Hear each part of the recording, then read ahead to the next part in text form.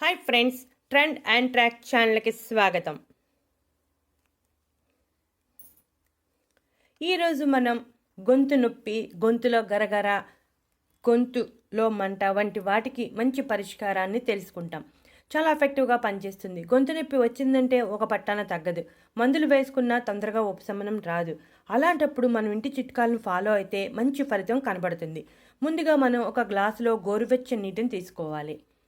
మరీ వేడి అవసరం లేదు, గోరువెచ్చగా ఉంటే సరిపోతుంది. దానిలో అర స్పూన్ త్రిఫల చూర్ణం వేయాలి. త్రిఫల చూర్ణంలో ఉన్న లక్షణాలు గొంతు నొప్పిని తగ్గించడానికి సహాయపడతాయి. ఒక పావు స్పూను తేనె కలపాలి.